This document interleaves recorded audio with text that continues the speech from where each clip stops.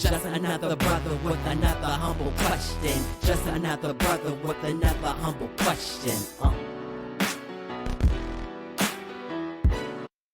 Welcome to another episode of A Brother with Questions. I am your host, B. I appreciate you for joining me.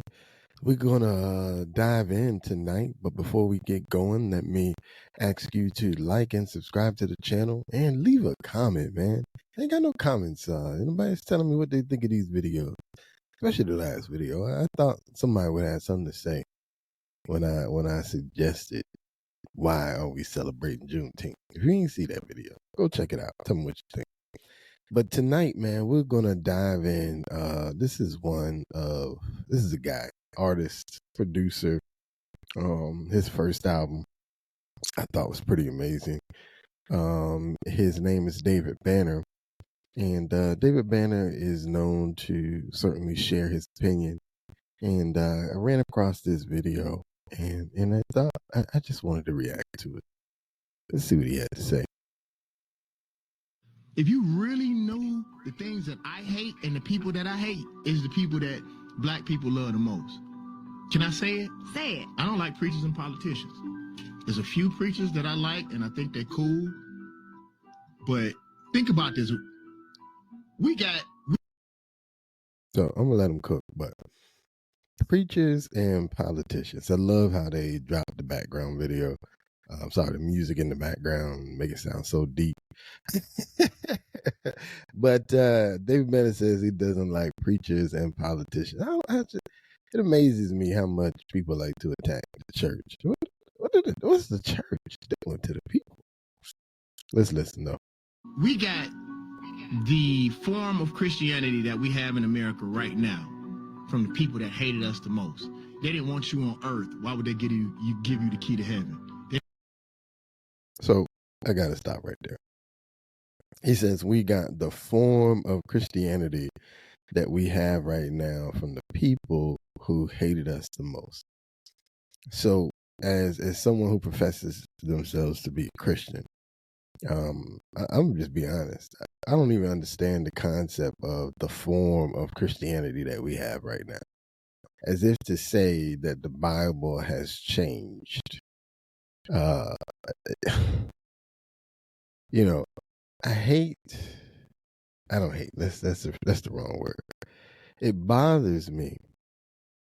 Not so much that people don't believe in God and think religion is a scam or whatever the case may be. Honestly, feel however you want to feel about religion. But it bothers me when people take the time to dismiss God on the basis that everybody who professes God doesn't quite live like him. It's like just because somebody says they are something doesn't automatically make them righteous. I mean, there's a lot of people in the world who don't profess the Bible, who are not right, or who live wrong lives. So it's not just, everything, the thing that I like to remind people, everything that you see in the world, you're going to see in the church because the church is in the world. Now, hopefully everybody in the church is striving to do better, which is why they're showing up every Sunday, which is why they're showing up on the weekly Bible study, which is why hopefully they're praying and reading the Bible through the week because they're striving to be better, but they're not perfect. And this notion that because you quote unquote profess the Bible and your belief in God, now all of a sudden all your wrong is wiped away. That's not reality. Even the Bible acknowledges, for we all have come short. What is that? Romans 3:23. For we all have sinned and come short of the glory of the Lord. As humans, that's what we are. We're born into sin. That's what the Bible tells us. So it's the idea that we commit sin, regardless of whether or not we attend the church. It is not what defines us. It's how we're living. Where do we begin and where do we end? That's what defines your life, whether you accept God or you don't. But this notion that because you attend church, you're so all of a sudden you're perfect. Man, we got to get out of that. Because even Jesus acknowledges that we're all gonna fall short. I don't care if you're the pastor, the deacon, the minister, the elder, you're going to fall short. It's scripture. They didn't want your black ass right here. Why would they take you wherever they at? That's a fucking lie. And have white people ever acted like Jesus? They never were acted like Jesus. Where was all that shit when we were slaves? Here's the other notion. So the white people use the Bible to justify their slavery. Cool. They did. But you know who else was doing slavery? They were doing slavery in Africa, and not everybody over there was using the Bible to justify it. Because not all the Africans were using the Bible. And they were doing just as much slavery as we were. You might even argue that they were doing more. They were doing slavery in Europe. They were doing slavery in Spain. They were doing slavery in the Middle East. And not everybody was using the Bible. So it ain't just the Bible that's at fault here. It was a mindset of the world for a certain time frame. Now, we have evolved beyond that, some of us. But there was a mindset in the world that supported this idea of slavery. Not all slavery was the same. Some people didn't necessarily treat their slaves, like they treated an animal, if you will. Not everybody did that. That's true. But it wasn't a new concept that they only came up in America. It just wasn't. It just wasn't. And just because these white men, these white women profess God didn't make them right. It didn't make everything they did righteous. And so the notion that because they weren't righteous now invalidates who God is. It doesn't add up, buddy. It just doesn't add up. And we gotta stop. We gotta stop tearing down who God is simply because not everybody who professes him lives up to the standard.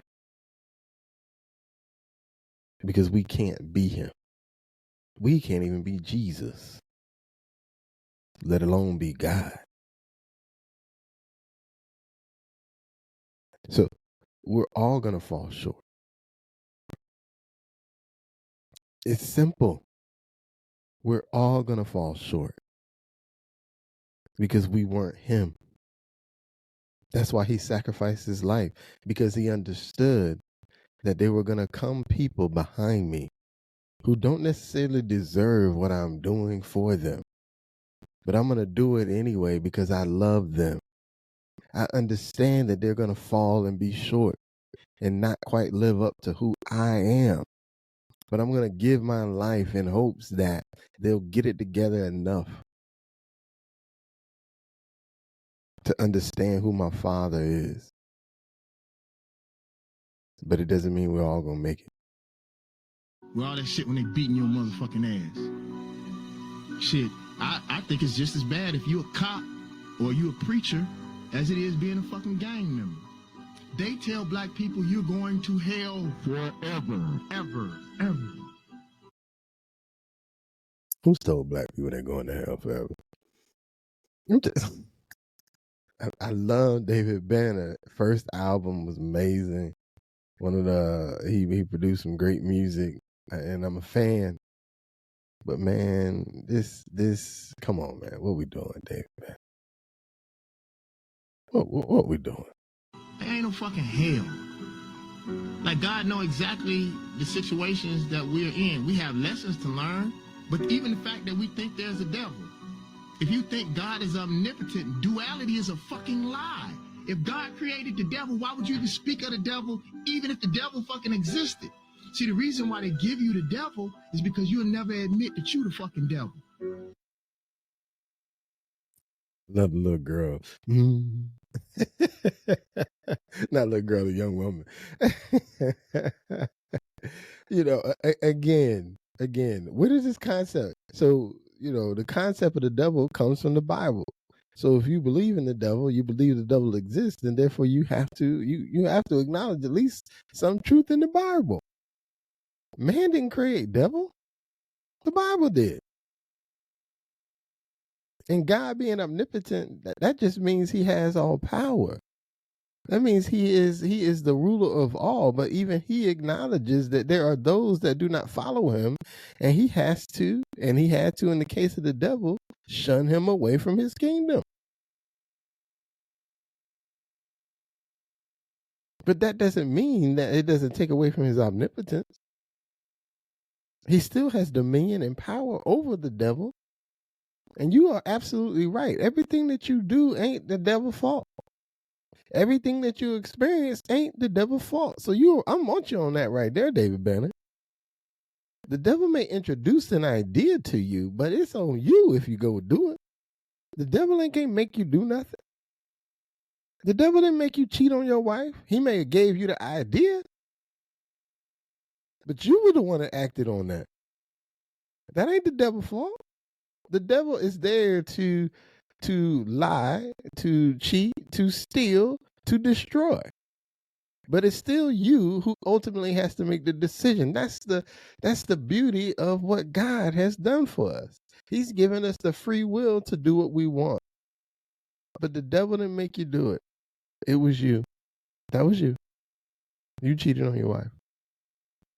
You ran that light. You were speeding 88 miles per hour in a 60 miles per hour zone. That was you. It wasn't the devil. So you right. I'm with you when you're right, David Banner. But come on, man. So if you blame it on an outside entity, something outside of yourself, then you would never fix you. When I fixed me, my life changed. It wasn't no fucking devil. It ain't these crackers. It ain't none of that shit. It's me. I'm the problem. So I agree with David on that last point, man. The difference between me and him is I understand that I'm changing because of the influence of my God. As I build a relationship with me, as he reveals what he has in store for me, I'm changing because of him. I'm changing because of what he's saying. I'm changing because of his influence on my life. It's not me, it's him. And that's what I acknowledge. It's Romans 8:28, one of my favorite scriptures. It's Sunrise. It says all things work together for his good. And so as you look at life, you can take it all the way back to slavery. You can take it to, whatever you're dealing with right now if you want. All things work together for his good. And so I can't explain to you why some people went through the things that they went through. But there is a greater thing that he's working on, that he will reveal in time. He'll reveal it for you just like he can reveal it for me, just like he'll reveal it for your neighbor, your brother, your sister, your mama, your auntie. Our goal is not so much to get focused on what everybody else is saying, what everybody else is doing. Our goal is very simple. Seek God first in all that you do. And understand what he's trying to say to you.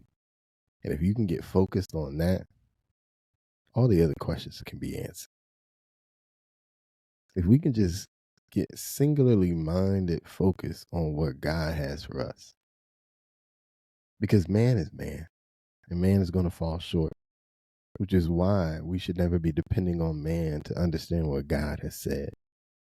We should always be seeking him first for ourselves. And I don't care what man does, we'll be all right. And on that note, I'm B period, and I'm out.